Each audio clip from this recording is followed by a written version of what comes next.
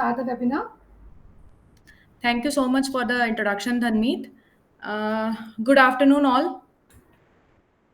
So, Dhanmeet, may I know how many participants do we have today? Just a minute. Right now, 30 people have joined. Okay, 30 people have joined. Okay, so shall I start or should we wait for some more We can, yeah. participants? Already we have given 10 minutes to join everyone, so we can start. Okay, so hi, good afternoon, all. Sorry for the delay. So, our today's topic is patient centered care, measuring and improving patient experience in hospital. Okay, so let's understand our topic first. So, what is the patient centered care? I think I should share my presentation first, Yes, right? ma'am. Yes, ma'am. Okay.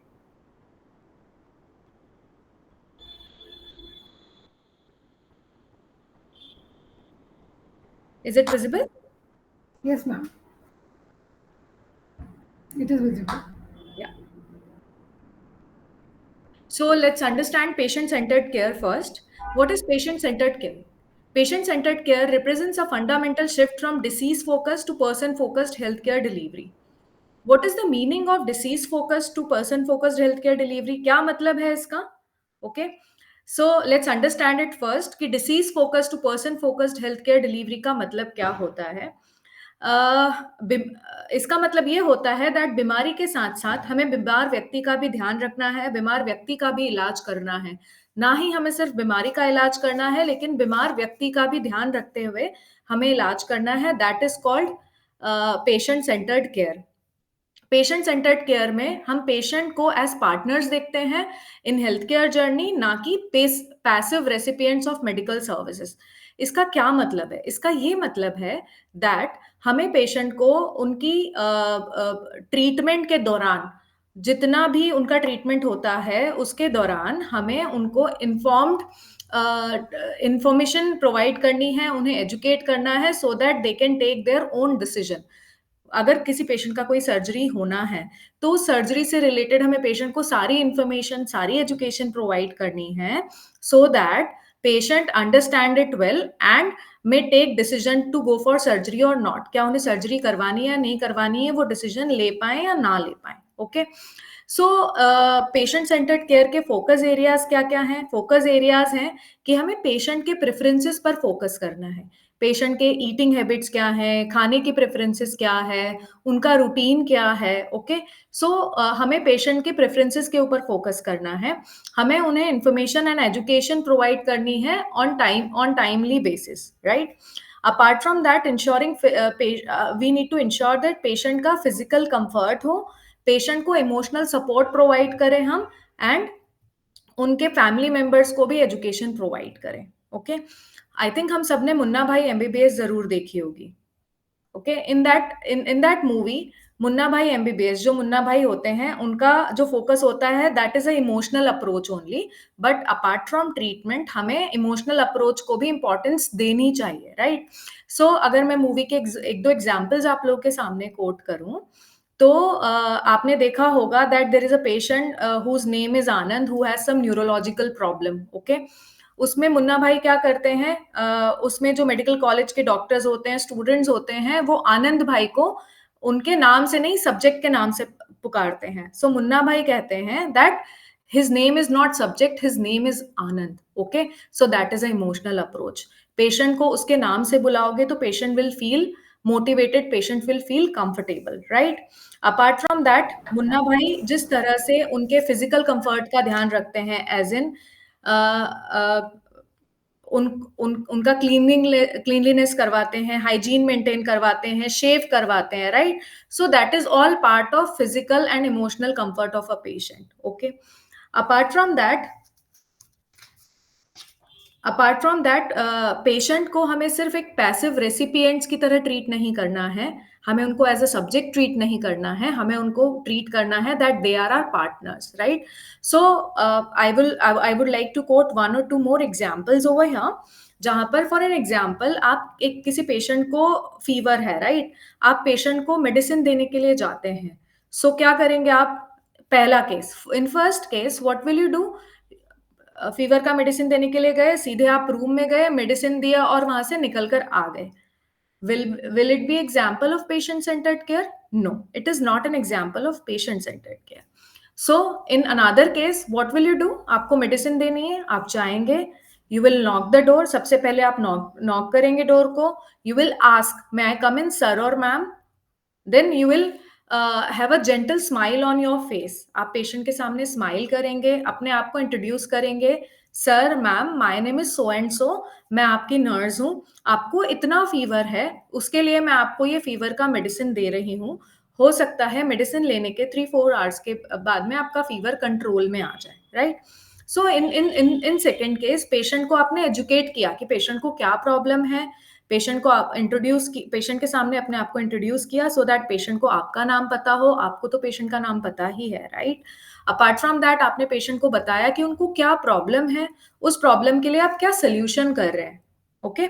So this solution oriented behavior will motivate patient more and will involve the patient more, and that is the example of treating patient as partners. I hope this is clear to everybody.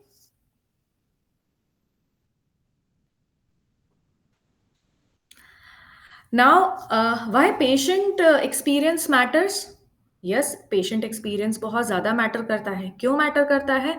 अगर patient experience अच्छा होगा, patient को आप inform रखेंगे in all the clinical inputs and outputs, तो क्या होगा? आपके क्लिनिकल आउटकम्स इंक्रीज होंगे। क्लिनिकल आउटकम्स कैसे इंक्रीज होंगे?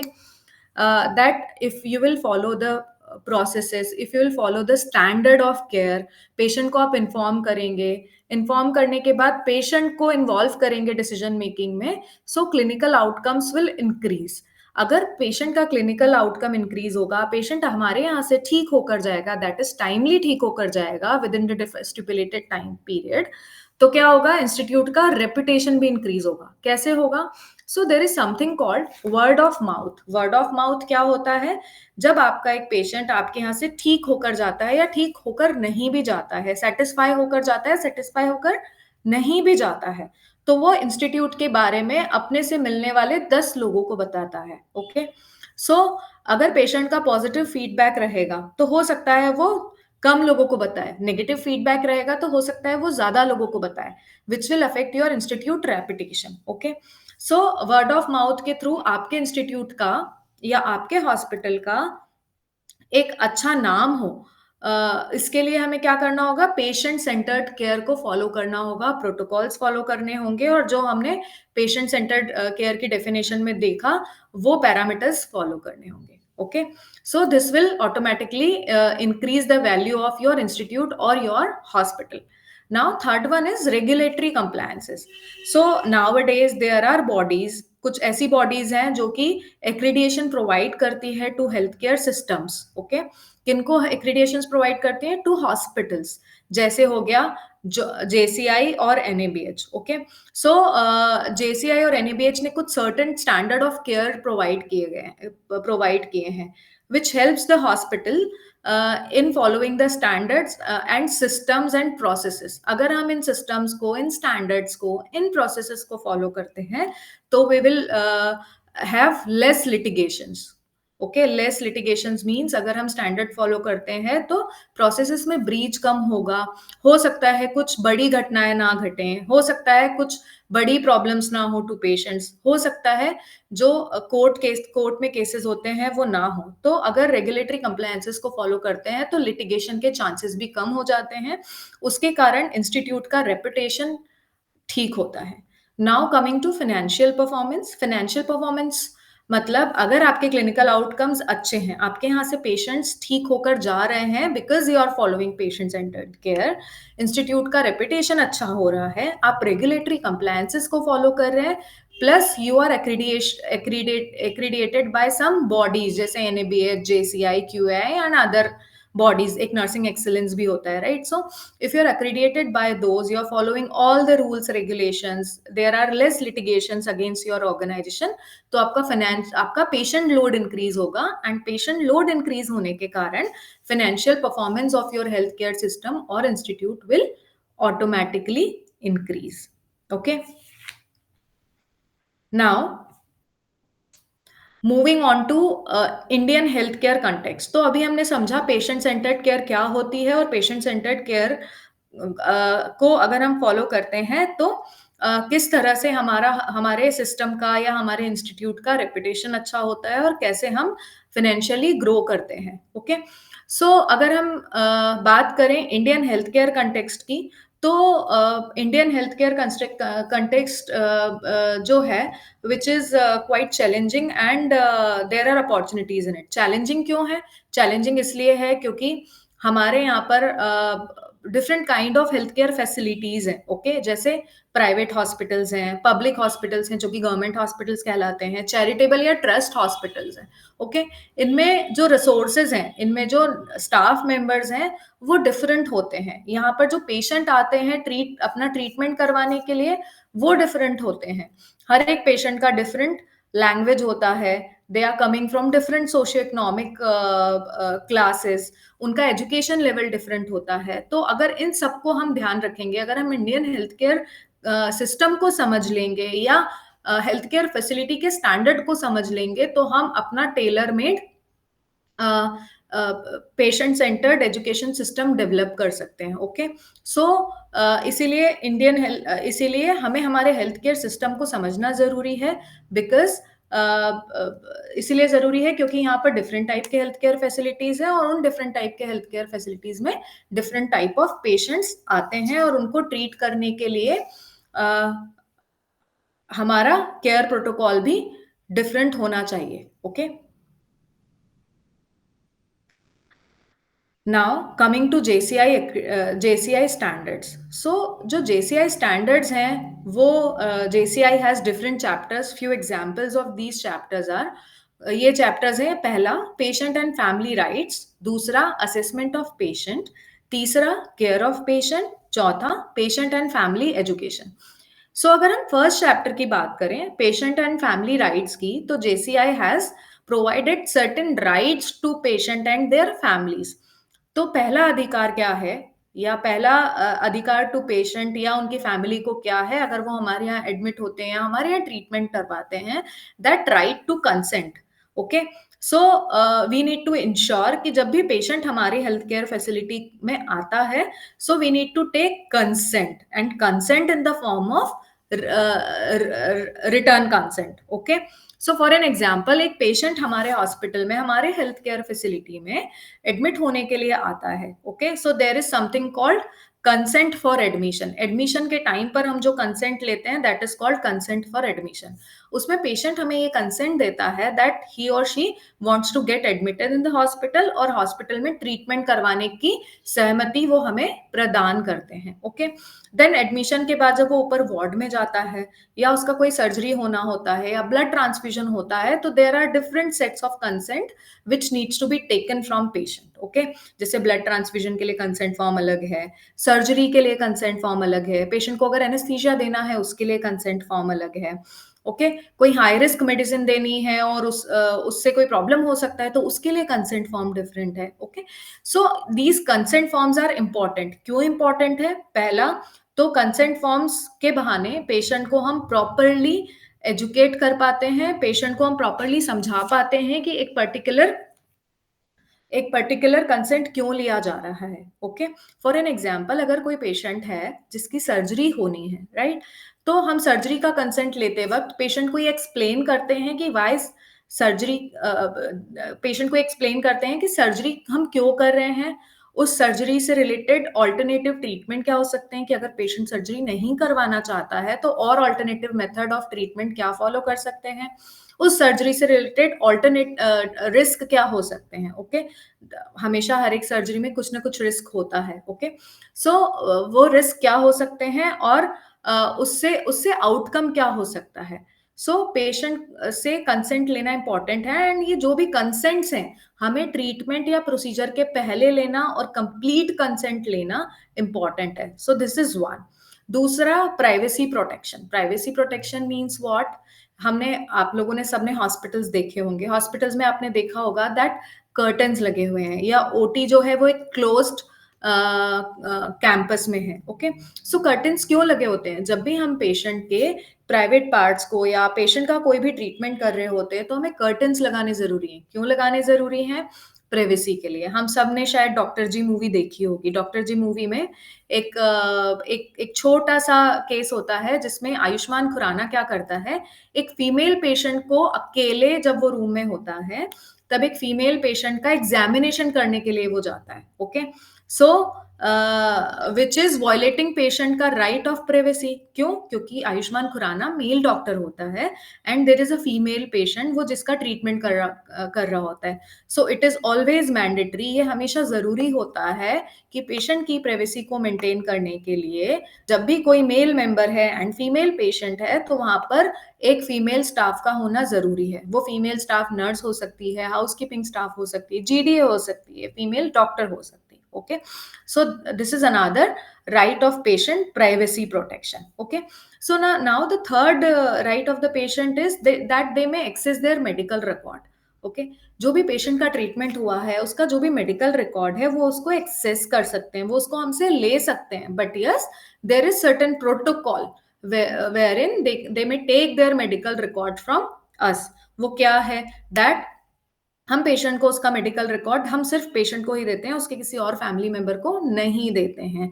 दे have to fill in an proper application form for that along with their ID card. Self attested IDs लेना जरूरी है क्योंकि कल को पेशेंट हमारे पे केस भी कर सकता है, हमारे हॉस्पिटल पर केस कर सकता है दैट आपने मेरा मेडिकल रिकॉर्ड किसी और को दे दिया। सो इसीलिए जरूरी है identity proof on with self attestation is required along with the application form.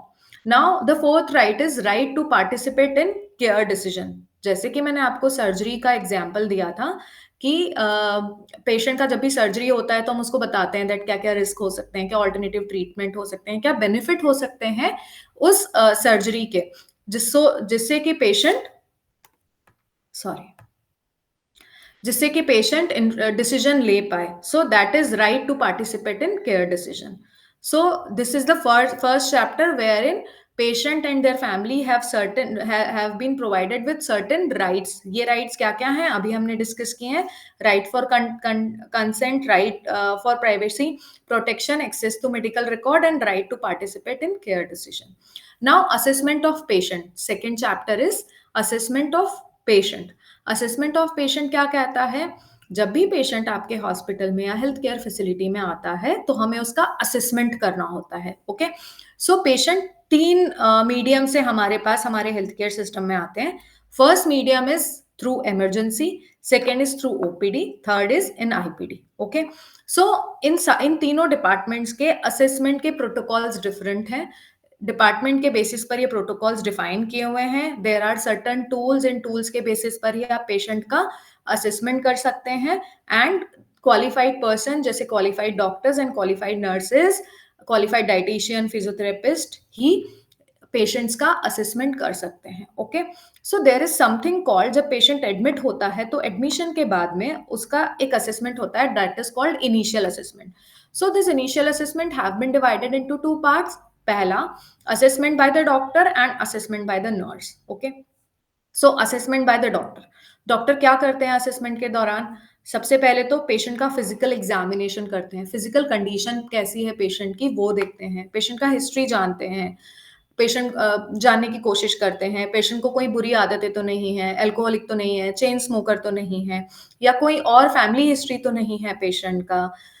उसके अलावा पेशेंट का करंट हिस्ट्री क्या है, उसको कोई प्रॉब्लम है तो वो कब से हो रहा है, कैसे हो रहा है, वो जानने के बाद एक पेशेंट का केयर प्लान डिसाइड होता है। नर्सेस के इनिशियल असेसमेंट में nurses follows the same standard. They do the pain management also, assessment also, जहां पर वो देखते हैं कि पेशेंट को पेन कितना हो रहा है, accordingly they decide the care plan. Vital signs check करते हैं, पेशेंट का असेसमेंट करते हैं, right.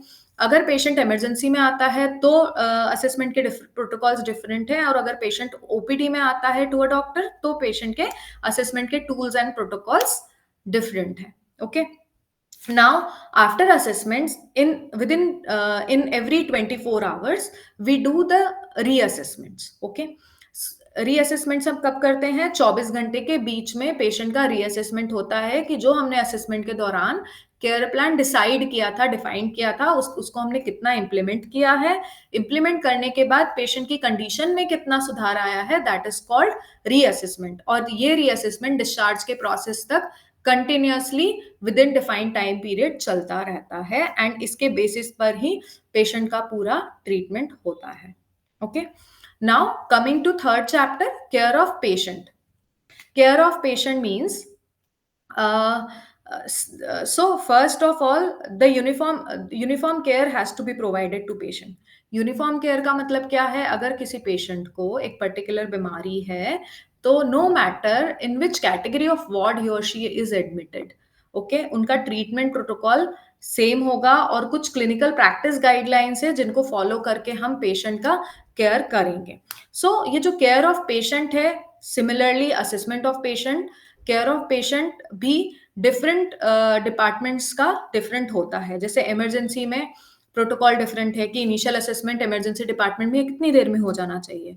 So since it is an emergency department तो initial assessment within 10 to 15 minutes हो जाना चाहिए पेशेंट का, ओके। अगर वार्ड में है तो विद इन 30 मिनट्स हो जाना चाहिए। ओटी का केयर प्रोटोकॉल डिफरेंट है, वहां पर कंसेंटिंग प्रोसेस है, वहां पर सर्जरी के कुछ प्रोटोकॉल हैं। रिकवरी रूम के कुछ प्रोटोकॉल अलग हैं कि रिकवरी रूम में पेशेंट को कब जाना है, वहां से उसको हम कितनी देर में और किन सिचुएशन में पेशेंट को हम रिकवरी रूम से ट्रांसफर कर सकते हैं। अगर आईसीयू में पेशेंट है तो आईसीयू में क्या क्राइटेरियाज हैं जिसके बेसिस पर हमने पेशेंट को आईसीयू में एडमिट किया है, कौन से ऐसे क्राइटेरियाज हैं जिसके बेसिस पर हम पेशेंट को आईसीयू से ट्रांसफर कर रहे हैं टू वार्ड या डिस्चार्ज कर रहे हैं, okay. So this is called care of patient. Now the fourth chapter is patient and family education.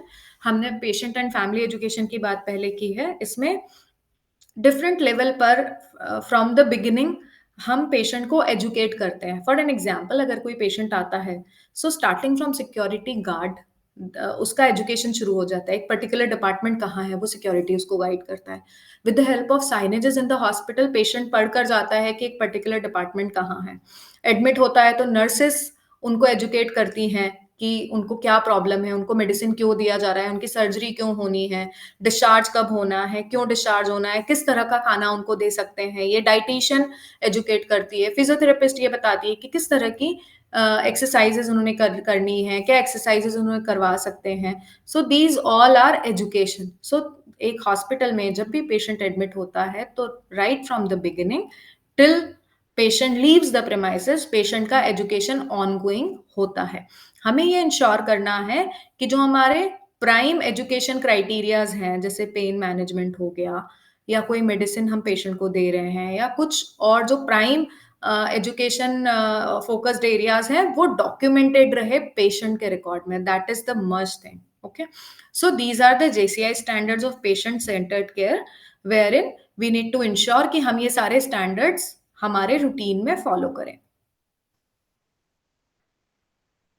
Now NABH patient rights and education standards. So NABH के भी कुछ पेशेंट के राइट्स एंड एजुकेशन स्टैंडर्ड्स हैं जो कि similar हैं almost with the JCI standards. हमने वहां पर पेशेंट प्राइवेसी की बात करी, हमने वहां पर बात की कंसेंट प्रोसेस की, मेडिकल रिकॉर्ड्स की, right to participate in care decision. Apart from that patient को राइट होता है as per NABH guidelines.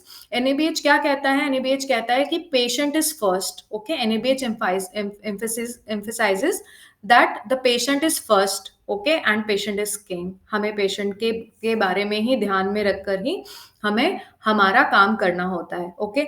So now coming to patient rights as per NABH standards. So transparent communication of treatment cost. Patient को जब patient admit होता है और जब patient के एडमिशन का कॉस्ट या ड्यूरिंग एडमिशन उसका कॉस्ट इंक्रीज होता है तो हमें पेशेंट को ये बताना होता है कि उसका कॉस्ट ट्रीटमेंट का कितना लग सकता है।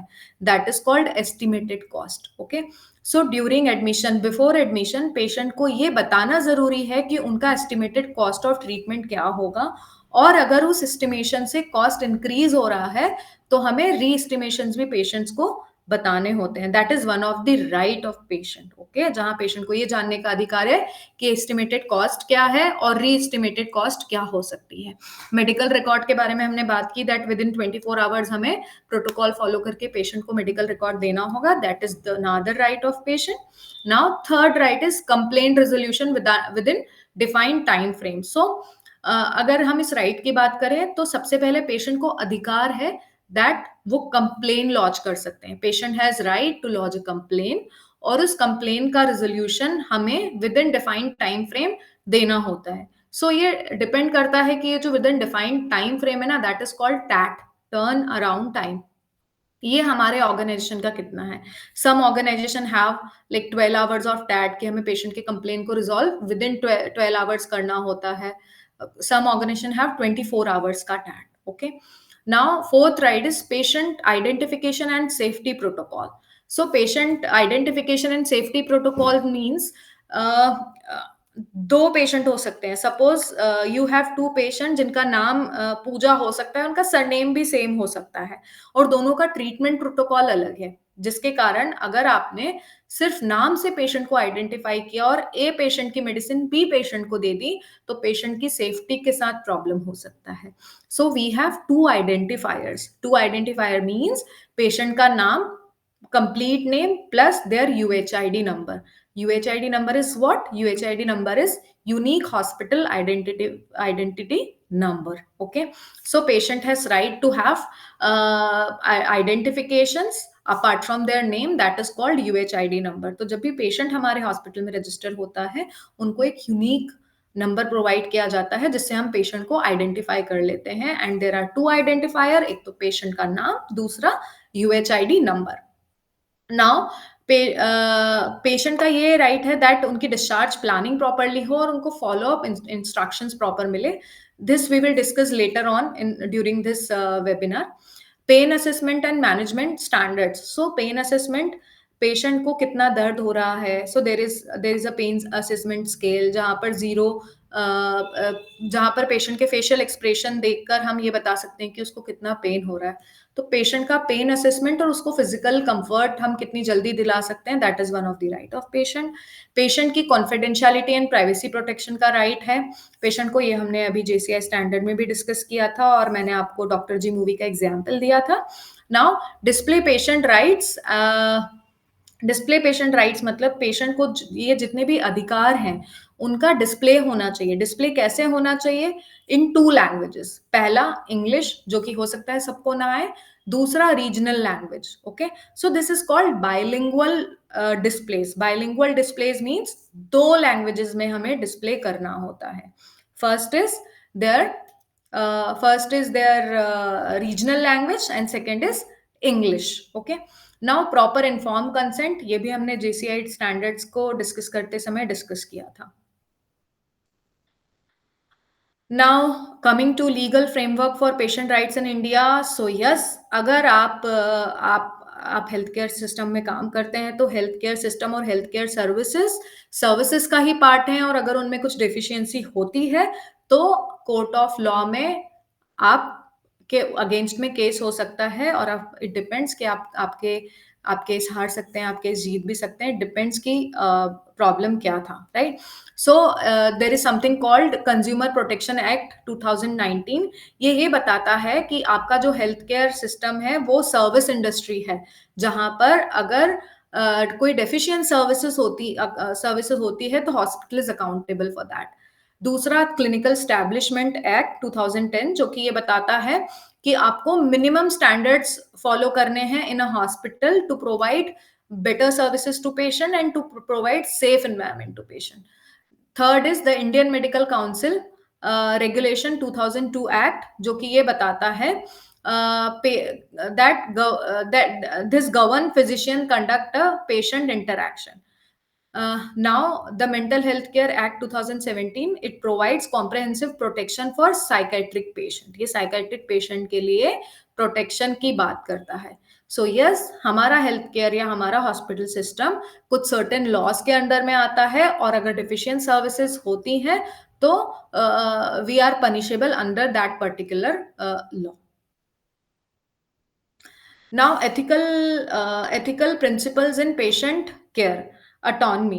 अटोनमी का मतलब होता है ability to make your own decision. हमने पहले भी बात किया, मैंने आपको सर्जरी का एग्जाम्पल दिया था, जिसमें मैंने आपको ये बताया था कि हम पेशेंट को सर्जरी के बारे में बताते हैं, ऑल्टरनेटिव रिस्क बेनिफिट्स के बारे में बताते हैं, जिससे पेशेंट को डिसीजन लेने में आसानी होती है। That is called autonomy. हम पेशेंट को ऑटोनॉमी प्रोवाइड करते हैं, which is ability to make your own decision.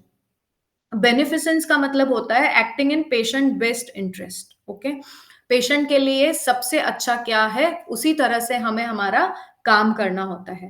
Third one is Fidelity, maintaining trust. कैसे ट्रस्ट मेंटेन कर सकते हैं आप? पेशेंट के राइट्स को फॉलो करके, पेशेंट के ट्रीटमेंट का जो कॉन्फिडेंशियलिटी है उसको मेंटेन करके, पेशेंट को प्राइवेसी प्रोवाइड करके, या जो हमने अभी राइट्स डिस्कस किए उनको फॉलो करके। Now justice. Justice comes when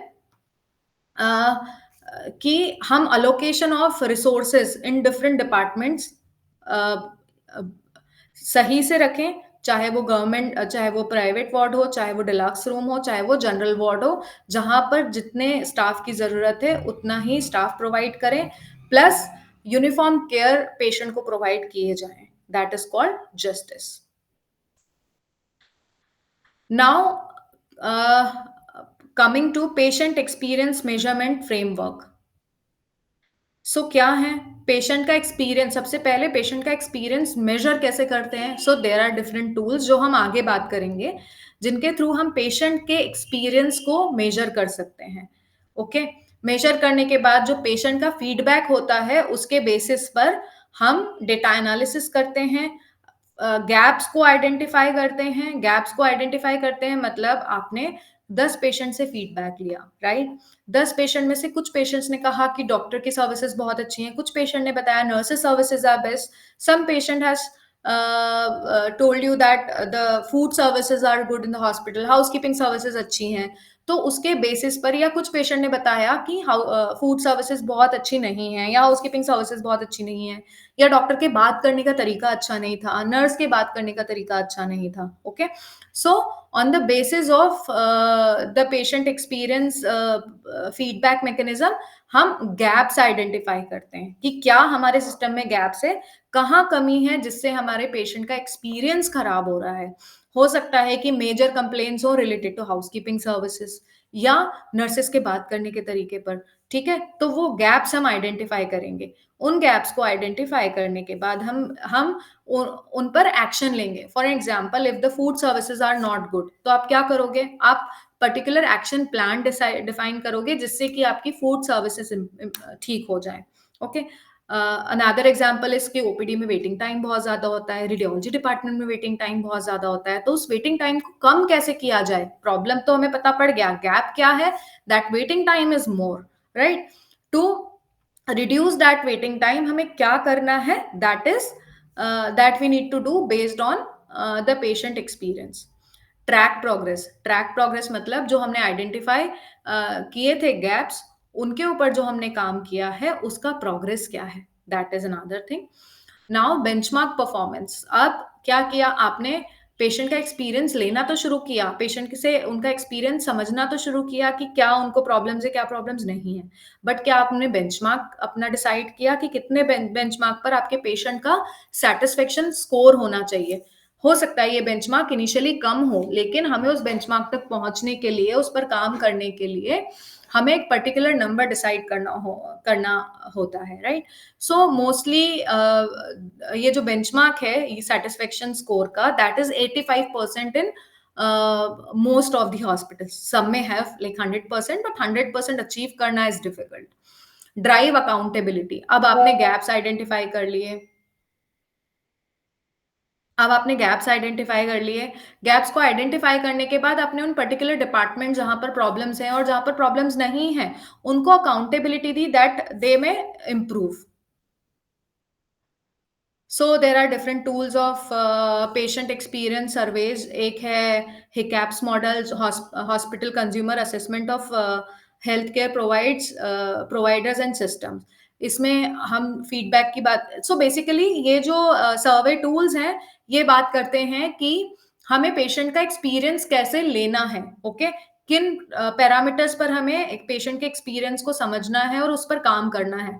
so most of these tools talk about कि डॉक्टर का बिहेवियर कैसा था, डॉक्टर ने कैसे ट्रीट किया, नर्सेस का बिहेवियर कैसा था, नर्सेस ने आपको कैसे ट्रीट किया, overall other services in hospital कैसी, हाउसकीपिंग कैसा था, जीडीए सर्विसेज कैसी थी। सो देर आर डिफरेंट टूल्स, कुछ इंटरनेशनल टूल्स हैं जैसे हिकैप्स मॉडल, प्रेसगेनी सर्वे, और कुछ कस्टम इंडियन टूल्स हैं। मोस्टली हम हमारे हॉस्पिटल्स में हॉस्पिटल के हिसाब से टूल्स को डिफाइन करते हैं, जिसमें हम पेशेंट से डिफरेंट क्वेश्चंस करते हैं। नाउ की performance indicators for Indian hospitals. So पहला है पेशेंट सेटिस्फेक्शन स्कोर, जैसे मैंने आपको बताया 85% होना चाहिए patient satisfaction score. Complain resolution का टाइम जो टैट है, turn around time, that is maximum it should be 24 hours. It depends on complain also. कुछ कंप्लेन्स 10 मिनट्स में भी रिजॉल्व हो सकती हैं, कुछ 12 आवर्स में भी और कुछ 24 आवर्स में भी। Now willingness to recommend. So willingness to recommend हम ये चेक करते हैं पेशेंट के सर्वे के माध्यम से कि हमारा जो पेशेंट हमारे यहाँ से डिस्चार्ज होकर जा रहा है वो हमारी सर्विसेज को रिकमेंड करता है कि नहीं। That is one of the performance indicator. And inform consent rate आपका कम से कम 95% होना चाहिए। कंसेंट हमेशा प्रोसीजर और सर्जरी के पहले लेने चाहिए और उसका कंप्लीटनेस 95% होना चाहिए। Now core parameters monitor in health care. So there are different parameters जो हमने अभी बात किया था। डिस्चार्ज का प्रोसेस कैसा है, एडमिशन का प्रोसेस कैसा है, क्वालिटी ऑफ सर्विसेज कैसी हैं, फूड कैसा है, हॉस्पिटल का एनवायरनमेंट कैसा है, लोगों के बात करने का तरीका कैसा है। These all are the parameters जो कि मॉनिटर करते हैं हम एक हेल्थ केयर डिलीवरी सिस्टम में। These are the patient satisfaction trained. So generally patient doctor की सर्विसेज से ज़्यादा खुश होते हैं, फूड क्वालिटी से हर एक पेशेंट सेटिस्फाई नहीं होता है। So this is just an example.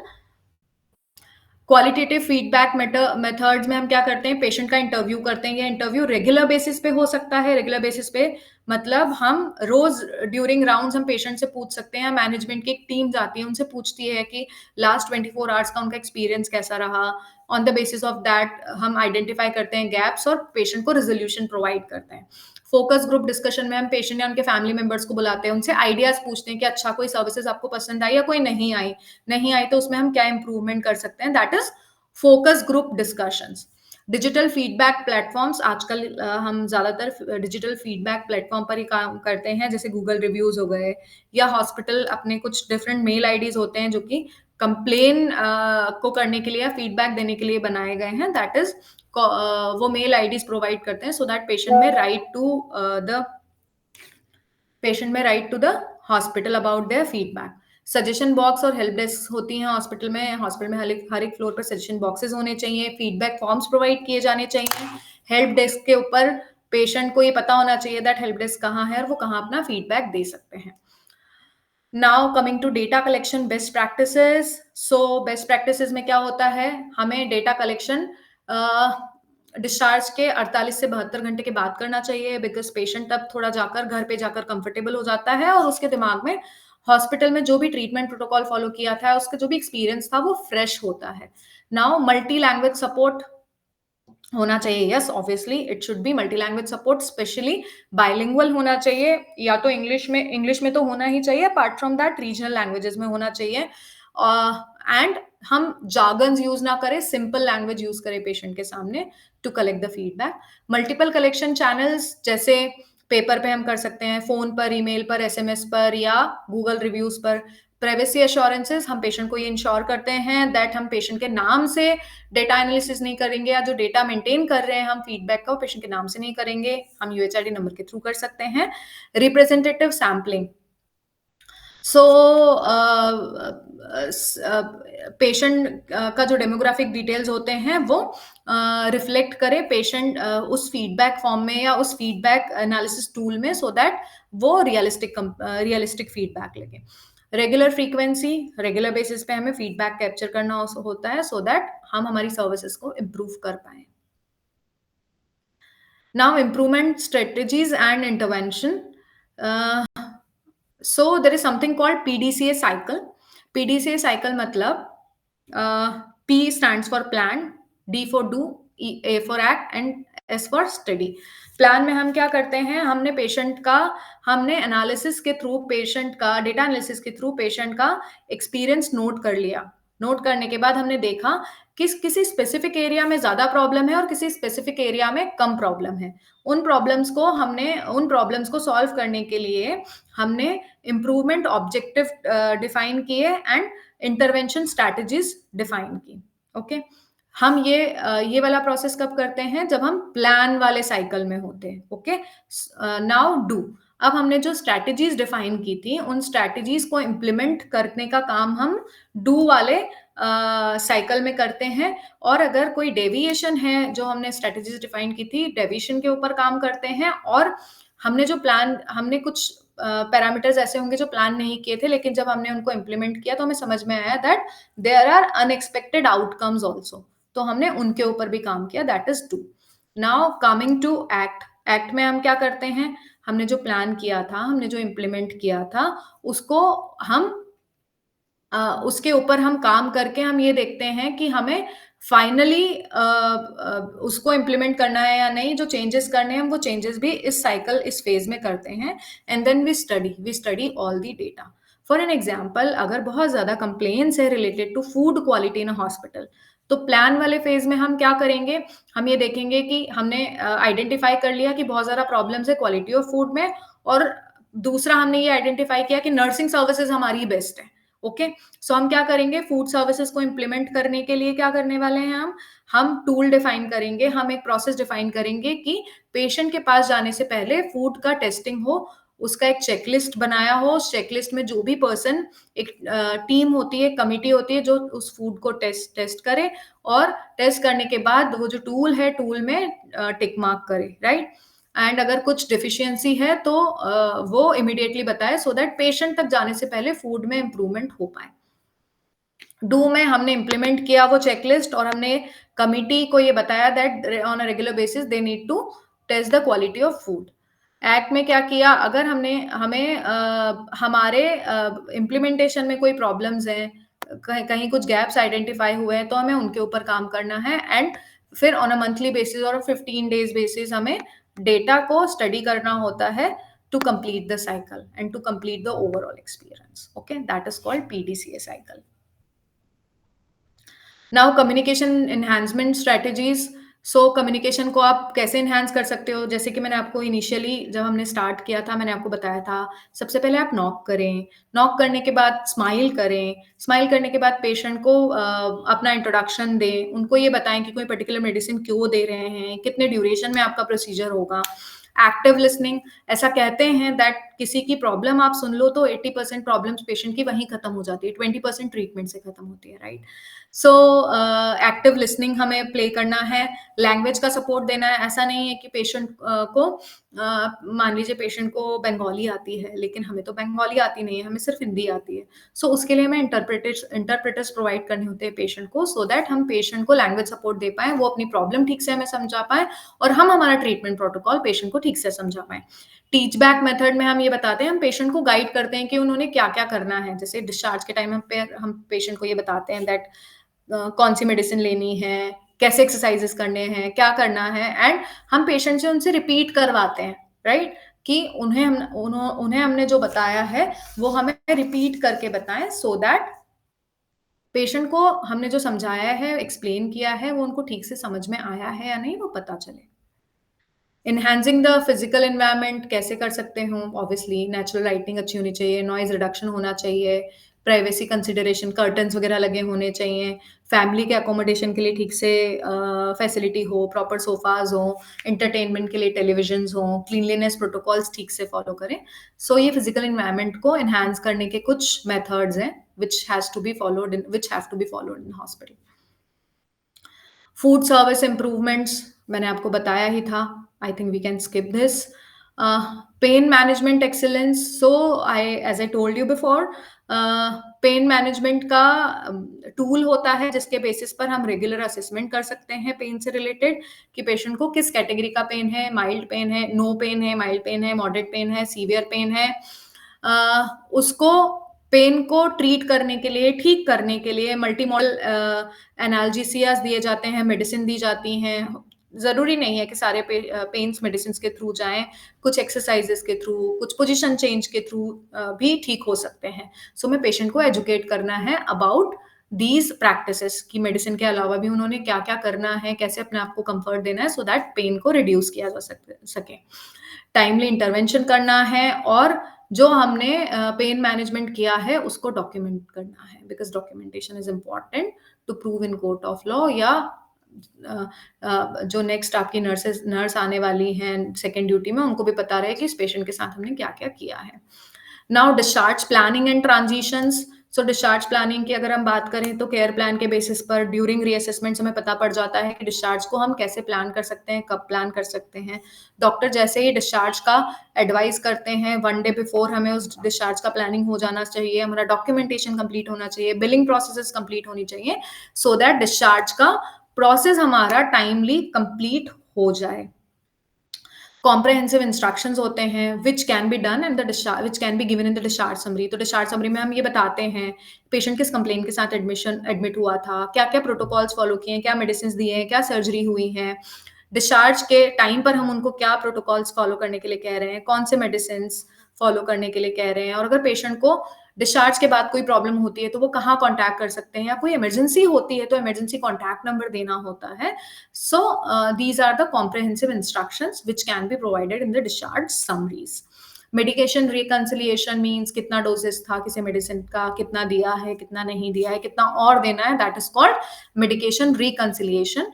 Post discharge contact में दिस इज वेरी इंपॉर्टेंट कि पेशेंट को अगर अपॉइंटमेंट लेना है तो वो किस नंबर पे कॉल कर सकता है अपॉइंटमेंट लेने के लिए। पेशेंट को रात में, दिन में, विद इन 24 आवर्स या कभी भी कोई इमरजेंसी होती है तो इमरजेंसी कॉन्टैक्ट नंबर प्रोवाइड करना ज़रूरी होता है as per NABH guidelines so that patient को अगर इमरजेंसी होती है तो वो इमीडिएटली कॉन्टैक्ट कर सकें। Now staff training and engagement. अभी तक हमने जो भी बातें की हैं वो सिर्फ बातें करने के लिए नहीं है। Patient experience, patient centred care, NABH, JCS standards, guidelines and all, हमें स्टाफ को ट्रेनिंग भी देना होता है। There are trainings which are mandatory trainings में क्या आती हैं, जैसे बीएलएस ट्रेनिंग हो गई, एसीएलएस ट्रेनिंग्स हो गई, फायर सेफ्टी ट्रेनिंग्स हो गई। These are the mandatory training. There are trainings which can be done like for the other departments, department specific trainings, जो कि हमें स्टाफ को टाइम टू टाइम प्रोवाइड करनी चाहिए इन रेगुलर फ्रीक्वेंसीज। और अगर किसी डिपार्टमेंट का अच्छा परफॉर्मेंस है तो हमें उनको, उन डिपार्टमेंट को या हमें उन स्टाफ मेंबर्स को रिकॉग्नाइज भी करना चाहिए through rewards and recognitions. So this is the sample dashboard for patient experience matrix. Just go through it. I think there is no need to explain the same. Technology enabled patient experience में क्या-क्या है, patient के लिए portals होते हैं आजकल website पर, different apps होती हैं जिसके ऊपर हम पेशेंट को एजुकेट कर सकते हैं, उनको बता सकते हैं कि क्या करना है, what are the dos, what they need not to do. Bed side entertainment के लिए हम क्या कर सकते हैं कि रूम में टेलीविजन प्रोवाइड कर सकते हैं, उनका रूम एटमॉस्फेयर कंफर्टेबल बना सकते हैं। We can provide them the important contact details so that they may contact cafeteria का नंबर दे दिया, हाउसकीपिंग का नंबर दे दिया, नर्सिंग का नंबर दे दिया, कॉल बेल्स दे दिए, right. So there are digital way findings also जहाँ पर हम टेलीमेडिसिन सर्विसेज पेशेंट को प्रोवाइड करते हैं। अपॉइंटमेंट मैनेजमेंट के लिए एक प्रोसेस उनको प्रोवाइड करते हैं so that hazel free appointment patient ले सके। डिपार्टमेंट स्पेसिफिक कंसिडरेशंस की अगर हम बात करें, सो यस, ट्राइज का कम्युनिकेशन प्रोटोकॉल डिफरेंट होगा। वेटिंग एरिया का मैनेजमेंट अलग होगा। वेटिंग एरिया में क्या-क्या होना चाहिए, जैसे पेशेंट ओपीडी में आया है तो पेशेंट को कंफर्टेबल बैठने की फैसिलिटी हो, प्रॉपर वॉशरूम्स हो, वहाँ पर पीने के पानी की व्यवस्था हो। लॉन्ग वेटिंग टाइम है तो उसके लिए टेलीविजन प्रोवाइड किया जाए या they can be provided with tea or coffee or anything if the waiting time is so high so that patient का experience हम सुधार सकें। फैमिली को कम्युनिकेट किया जाए about the patient treatment and the care plan. Discharge instructions के बारे में हमने पहले बात किया था, दिस इज द सेम कि डिस्चार्ज इंस्ट्रक्शन में हमें डिस्चार्ज समरी में रिटर्न में पेशेंट को इंस्ट्रक्ट करना है कि क्या उन्हें करना है डिस्चार्ज के बाद और क्या नहीं करना है।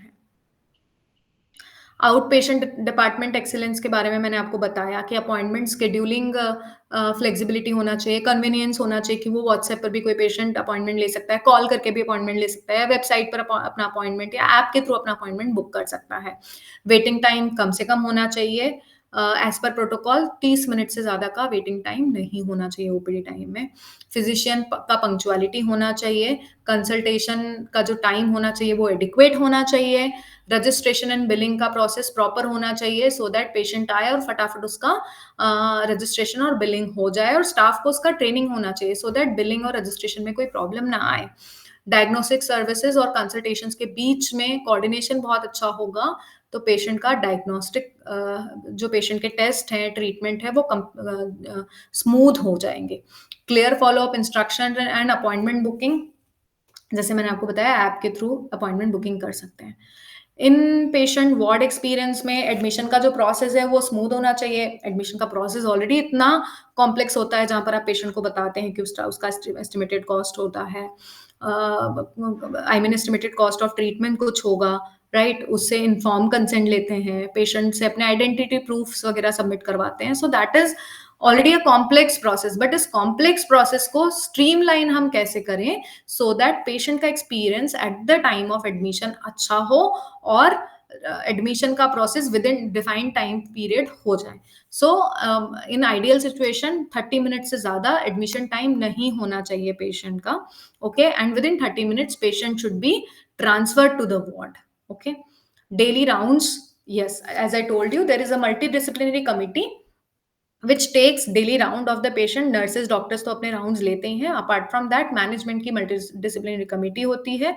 They take rounds पर वो patient के feedback को जानते हैं कि last 24 hours में उनका एक्सपीरियंस, पेशेंट का एक्सपीरियंस कैसा रहा। On the basis of that वो पेशेंट के जो प्रॉब्लम्स हैं वो at the same time resolve कर देते हैं, सो दैट पेशेंट का एक्सपीरियंस डिस्चार्ज के टाइम तक हॉस्पिटल में या हेल्थ केयर सिस्टम में काफी अच्छा हो जाए। सॉरी। नर्सिंग केयर, अगर हम नर्सिंग केयर की बात करें तो आई टोल्ड यू अर्लियर ऑल्सो कि जाकर सिर्फ मेडिसिन देना इज नॉट नर्सिंग केयर, या जाकर सिर्फ वाइटल चेक कर लेना is not nursing care, but patient को एम्पैथी देना, पेशेंट को सिंपैथी देना, पेशेंट को इमोशनल सपोर्ट देना, फिजिकल कंफर्ट देना, स्माइल करना, इंट्रोड्यूस करना, ये सब नर्सिंग केयर का के अंडर में आता है, राइट? स्लीप प्रोटेक्शन के लिए रात में पेशेंट की स्लीप डिस्टर्ब ना हो, उसके लिए उनको नॉइस फ्री रूम्स देना, एक comfortable bed, comfortable mattress provide करना, उनकी फैमिली के लिए रहने के लिए उनकी फैमिली और पेशेंट को रहने के लिए प्रॉपर फैसिलिटी प्रोवाइड करना। इंटेंसिव केयर यूनिट का कंसिडरेशन क्या हो सकता है? फैमिली सेंटर्ड आईसीयू केयर में फैमिली को बैठने के लिए प्रॉपर फैसिलिटी होनी चाहिए, प्रॉपर वॉशरूम्स होने चाहिए, अच्छा एरिया होना चाहिए, एंटरटेनमेंट के लिए टेलीविजन होना चाहिए, न्यूज़पेपर, मैगजीन्स वगैरह सब रखे होने चाहिए, सो दैट बिकॉज पेशेंट जब आईसीयू में है तो फैमिली ऑलरेडी बहुत पैनिक सिचुएशन में होती है, तो हम पेशेंट की फैमिली को डाइवर्ट कैसे कर सकते हैं? वो इन मीडियम्स के थ्रू डाइवर्ट कर सकते हैं। दूसरा, फैमिली को पेशेंट की कंडीशन के बारे में एवरी 12 आवर्स हमें इन्फॉर्म करना होता है, उन्हें बताना होता है कि पेशेंट अंदर आईसीयू में क्या कर रहे हैं, उनका सिचुएशन क्या है, कंडीशन क्या है, what treatment protocol they are going to follow. Patient centred ICU intervention में भी हम पेशेंट के कंफर्ट का पूरा ध्यान रखते हैं और पेशेंट सेंटर्ड आईसीयू प्रोवाइड करते हैं। सर्जिकल सर्विसेज पेशेंट एक्सपीरियंस में प्री ऑपरेटिव एजुकेशन प्रोवाइड की जाती है पेशेंट को। पेशेंट का प्री एनेस्थीसिया चेकअप होता है, उनको ये बताया जाता है कि एनेस्थीसिया देंगे तो कैसे देंगे, ओटी में लेकर जाएंगे तो क्या क्या प्रोसीजर होने वाला है, क्या प्रोसेस होने वाली है, कितना ब्लड लॉस हो सकता है, कितना ब्लड लॉस नहीं है, क्या रिस्क है, क्या बेनिफिट्स हैं, that is pre operative education. Day of surgery protocol बताना होता है पेशेंट एंड उनकी फैमिली को कि सर्जरी के दिन पे क्या-क्या करेंगे, कौन से कंसेंट फॉर्म साइन करवाएँगे, पेशेंट को कितने बजे सर्जरी में लेकर जाएँगे, अगर डिले हो रहा है सर्जरी के लिए तो क्यों डिले हो रहा है, रिकवरी रूम में जाने के लिए पेशेंट रिकवरी रूम में कब जाएगा पेशेंट, कितनी देर के लिए रिकवरी में रूम में रहेगा, that protocol is followed on day of surgery. Post operative communication, so post operative communication में जो भी सर्जन होते हैं they should interact with patients family कि उन्होंने सर्जरी में क्या-क्या किया, क्या प्रॉब्लम्स थे, क्या कॉम्प्लिकेशंस थे, उनको उन्होंने कैसे ठीक किया, सर्जरी के बाद पेशेंट का रिकवरी कब होगा, वो सब कुछ कम्युनिकेट होना चाहिए clearly to the family. And recovery and rehabilitation, patient surgery के बाद कुछ टाइम के लिए रिकवरी रूम में जाता है। रिकवरी रूम में जाने के बाद कुछ स्टैंडर्ड्स होते हैं, कुछ प्रोटोकॉल होते हैं कि पेशेंट को हम रिकवरी रूम से कब ट्रांसफर कर सकते हैं। That is called, there is one scale, on that basis, on the basis of scale हम ये डिफाइन करते हैं कि पेशेंट को हम रिकवरी रूम से कितने टाइम में शिफ्ट कर सकते हैं, शिफ्ट कर सकते हैं या नहीं कर सकते हैं। Diagnostic services experience, scheduling and scheduling and preparation. तो प्रिपरेशन में पेशेंट को खाली पेट आना है कि नहीं किसी टेस्ट के लिए, क्या क्या करना है टेस्ट करने से पहले, वो सब कुछ हम बताते हैं। कितने बजे आना है, क्या खाना है, क्या नहीं खाना है, that is scheduling and preparation. During the procedure आप अपने आप को इंट्रोड्यूस करें, उनको बताएं कि कितना ब्लड लेने वाले हैं, कहाँ से लेने वाले हैं, प्राइवेसी का उनका पूरी ध्यान रखें। That is the another thing. And results का कम्युनिकेशन। सो कुछ रिजल्ट्स ऐसे होते हैं जो बहुत क्रिटिकल नहीं होते हैं, जो पेशेंट को डायरेक्टली हम दे सकते हैं और पेशेंट डॉक्टर से बात कर सकता है अपने रिजल्ट्स के बारे में। There are results which are critical, जो कि बहुत क्रिटिकल होते हैं। हमें ये इंश्योर करना है कि फिजिशियन को या डॉक्टर को उन रिजल्ट्स के बारे में इमीडिएटली इन्फॉर्म किया जाए, सो दैट पेशेंट की life can be saved. Okay, 5 important QAI, yes I will explain. Last में मैं आपको बताऊंगी कि क्या वो क्वालिटी इंडिकेटर्स हैं। Governance and sustainability. So there is a committee in a hospital. क्या क्या गवर्नेंस होती हैं या कौन कौन होते हैं एक हॉस्पिटल को रन करने के लिए या पेशेंट के एक्सपीरियंस को ठीक करने के लिए। So there is a board of senior leadership, ये प्रोटोकॉल्स बनाते हैं, ये स्ट्रैटेजीज बनाते हैं। There is another team which is patient experience committee. इसमें नर्सेज इन्वॉल्व हो सकती हैं या कुछ मैनेजर्स इन्वॉल्व हो सकते हैं, या मैनेजमेंट के कोई और लोग इन्वॉल्व हो सकते हैं, जो strategies board and senior leadership ने डिफाइन की हैं, वो उन स्ट्रैटेजीज पर काम करते हैं। Basically board and senior leadership क्या करता है, PDCA साइकिल में प्लान करता है। डू करने का काम किसका है, पेशेंट एक्सपीरियंस कमिटी का। डिपार्टमेंट चैंपियंस क्या करते हैं, डिपार्टमेंट चैंपियंस ये देखते हैं कि down the line in the departments वो स्ट्रैटेजीज फॉलो हो रही हैं या नहीं, या इम्प्लीमेंटेशन हुआ है नहीं। फ्रंटलाइन स्टाफ हर कुछ हो सकता है। फ्रंटलाइन स्टाफ कोई भी हो सकता है, चाहे वो नर्सेज हों, चाहे वो डॉक्टर्स हों। Am I audible to everybody? Yes, ma'am. Yes, ma'am, you are audible. Okay, so from my end, there is no network issue, right? Yes, ma'am. Okay, all right. So continuing this, there are frontline staff, कोई भी हो सकता है, nurses हो सकती हैं, housekeeping हो सकते हैं, डॉक्टर्स हो सकते हैं, जो पेशेंट से इंटरैक्ट करते हैं। These are the frontline staff members. Complain management system कैसे होना चाहिए, इजी रिपोर्टिंग होना चाहिए, जिससे हर एक फ्लोर पर सजेशन बॉक्स होने चाहिए। पेशेंट को ये पता होना चाहिए, डिस्प्ले के थ्रू पता होना चाहिए कि पेशेंट को अगर कोई कंप्लेन रेज करनी है या कोई फीडबैक देना है तो वो कहाँ और किसको दे सकता है, कॉन्टैक्ट डिटेल्स क्या हैं, मेल IDs क्या हैं, उनके पास फीडबैक फॉर्म्स होना चाहिए। रैपिड एक्नॉलेजमेंट, जैसे कंप्लेन रिसीव हो विदिन 2 आवर्स हमें उनको पेशेंट को एक्नॉलेज करना चाहिए that we receive your complain and will get back to you after getting the resolution, and we'll let you know the resolution also.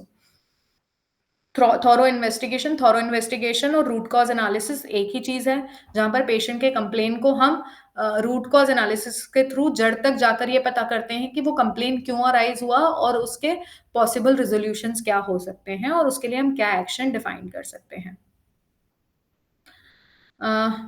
Is my voice breaking now, am I audible? Yes, ma'am, you are audible. Okay, there is message in chat box, ma'am, your voice is breaking a lot. There might be it is due to from their network or it's a previous message, ma'am. Okay. Priyanka, I hope I am audible to you now. So, timely resolution, yes, timely resolution, जैसे कि मैंने आपको बताया कि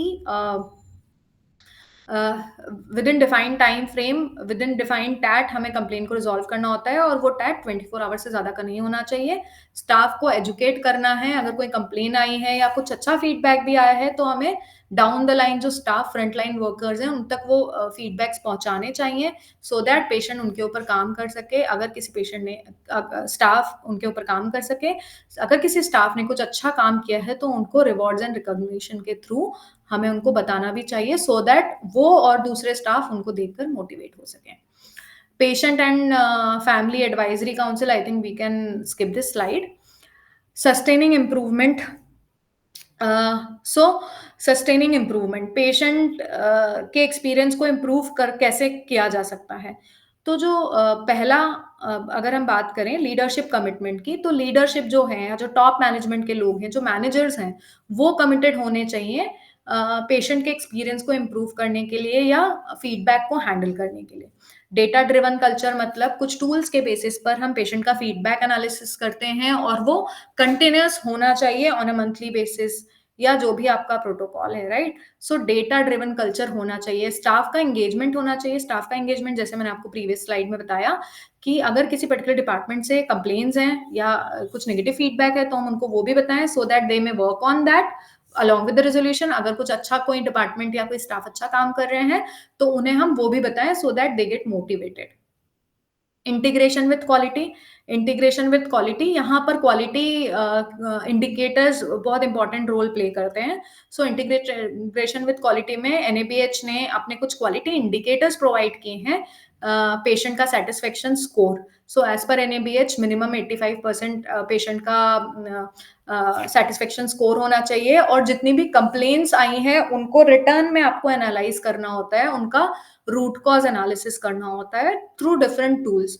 कुछ fishbone analysis होते हैं, कुछ वाई एनालिसिस होते हैं. उनके बेसिस पर आप पेशेंट के सेटिस्फेक्शन को पेशेंट की कंप्लेन्स को का रूट कॉज एनालिसिस कर सकते हैं. So patient satisfaction score is one of the quality indicator provided by NABH, जहां पर आप पेशेंट के सेटिस्फेक्शन को मेजर कर सकते हैं और उनके फीडबैक के ऊपर काम कर सकते हैं. दूसरा, waiting time in diagnostics, waiting time in OPD waiting in OPTs. Okay. Plus initial assessment का टर्न अराउंड टाइम कितना होना चाहिए कि इनिशियल असेसमेंट नर्सेज ने कितनी देर में कर लिया, विद इन 30 मिनट्स किया है या नहीं. That is one of the quality indicator of NABH. Initial assessment bye doctors with in 2 hours हुआ है कि नहीं, that is one of the quality indicators of NABH. या एडमिशन का टैट कितना है, turn around time of admission कितना है, turn around time of discharge कितना है. These are the quality indicators of NABH. तो पेशेंट के एक्सपीरियंस को ठीक करने के लिए NABH ने भी या हमारा एक पर्टिकुलर हॉस्पिटल है वो भी उनके ऊपर काम कर सकता है और उनको इंटीग्रेट कर सकता है with the quality so that continuity बनी रहे. और continuous learning on the basis of on the basis of data and these quality indicators we can work on continuous learning. और पेशेंट का फीडबैक हम इस तरह से या पेशेंट का एक्सपीरियंस हम इस तरह से इम्प्रूव कर सकते हैं. Return on investment, I think इसको हम स्किप कर सकते हैं. मूविंग फॉरवर्ड, अगर हम लास्ट में बात करें तो हमने इस पूरे सेशन में क्या डिस्कस किया. पूरे सेशन में हमने ये डिस्कस किया कि हमें सिर्फ बीमारी को ट्रीट नहीं करना है, बीमारी के साथ साथ बीमार व्यक्ति का ध्यान रखना ही पेशेंट सेंटर्ड केयर है. पेशेंट सेंटर्ड केयर को फॉलो करने के लिए या करने के लिए हमें क्या क्या प्रैक्टिसेस फॉलो करनी होती हैं, क्या क्या डेटा एनालिसिस करना चाहिए, किस तरह से डेटा एनालिसिस करना चाहिए, कौन से इम्प्रूवमेंट एरियाज हैं जिनको हमें प्रायोरिटाइज करना चाहिए, मल्टीडिसिप्लिनरी टीम का क्या रोल होता है, एविडेंस बेस्ड चेंजेस क्या हो सकते हैं, एंड सस्टेनेबल सिस्टम को हम कैसे बना सकते हैं. हमने ये सब बातें इस पूरे सेशन में की. Now there are 2 questions in the chat box. Should I go ahead with the answers? Yes, ma'am. And Dhanvi? if anybody have any questions, so kindly put in the chat box. So right now, ma'am, 2 questions also I have from the students. Okay. So yeah. So first question is from And then Shimanshi. can we hold on for a moment, please? Sure, ma'am. For a moment, just. Yeah.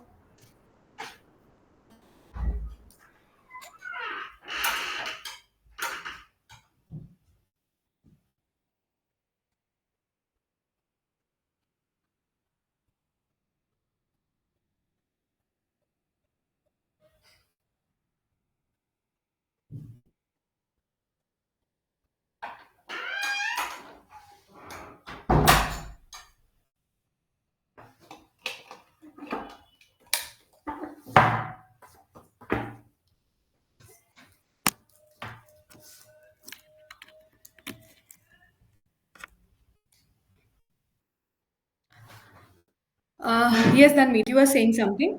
या so ma'am जो दो questions आपको chat box में दिख रहे हैं मैं वही क्वेश्चन एक बार बोल देती हूँ. Okay so first question from Simanshi. She asking, ma'am, can you please tell the 5 important quality indicators that will be good for 50-bedded multi-speciality hospital? Okay. Very nice question, Shimanshi, and I appreciate your question. So, not just 5, there are different quality indicators. There are 12 important quality indicators which are important for 50-bedded multi-speciality hospital. First important indicator is time taken for initial assessment in emergency by nurses and by the doctors. Okay. So in the emergency department, initial assessment should not wait more than 5 minutes by the nurses, should not wait more than 15 minutes by the doctors. So this is one of the important quality indicators. Second is patient satisfaction score. Okay, जैसे कि हमने बात किया था, patient का satisfaction score minimum 85% तो होना ही चाहिए. There is another. Now, time taken for initial assessment in the ward. So, within 30 minutes, nurses should do the initial assessment in the ward. Doctors should perform initial assessment in the ward within 2 hours. Okay. Now, the third department comes, which is OT. OT में rescheduling of surgeries तो नहीं हो रही है, so that is one of the indicator that is called rescheduling of surgeries. So rescheduling of surgeries beyond plus minus 2 hours. Okay. दो जो surgery का time मान लीजिए 10 o'clock है इन द मॉर्निंग, अगर 10 बजे का टाइम है तो 8 बजे से पहले या 12 बजे के बाद अगर सर्जरी होती है, so that is called rescheduling of surgery. Okay. Mortality rate, ठीक है, हमारे यहाँ पर जितने पेशेंट एडमिट होते हैं, जितने क्रिटिकल पेशेंट होते हैं, उनमें से मोर्टेलिटीज कितनी है, that is one of the important indicators, and it should not be more than 1% in a 50 bedded multi speciality hospital. Apart from that, needle stick injuries हो गया, and surgical site infections, and जो infection control के hand hygiene practices, these are the important indicators. OPD Can waiting we go time. for next question? Yes. Okay, so it's from Mr. Khajan. How many hours before discharge should we inform the patient? Okay, so there is no defined time frame for informing the patient, but yes, at least 4 hours or 5 hours before we should inform the patient about the discharge process, so that they can arrange for their transfer process. वो अपने घर वालों को बता सके कि वो कब तक छुट्टी होकर आ जाएंगे, कैब बुला सकें, या घर से किसी को बुलाना है तो बुला सकें, अपने आप को प्रिपेयर कर सकें डिस्चार्ज के प्रोसेस के लिए. तो एटलीस्ट 5 घंटे पहले तो हमें पेशेंट को बताना चाहिए, but there is no specific protocol for that. So as of now, we get only these questions. Actually, everything is very well explained. So बच्चों को कोई doubt है नहीं ma'am. I hope. So thank you so much, ma'am, for this wonderful session. It gives valuable knowledge and experience that can strive in their career, healthcare standards, and patient outcomes. So thank you again, once again, thank you so much for your precious time, ma'am. It is a wonderful session. Thank you so much, Dhanmeet, and thank you for giving me this opportunity. Thank Yeah, you all for. we are also look forward to many more sessions with you. Sure, sure. Thank you all for listening to me patiently, and I hope to see you all again. Sure. Yeah. Thank you, Dhanmeet. Thank you, ma'am. Thank you so much. Okay, bye. Yeah. So thank you so much everyone to join this webinar. Actually, ma'am ने हर चीज़ बहुत अच्छे से explain भी करी हुई है, तो I think you get a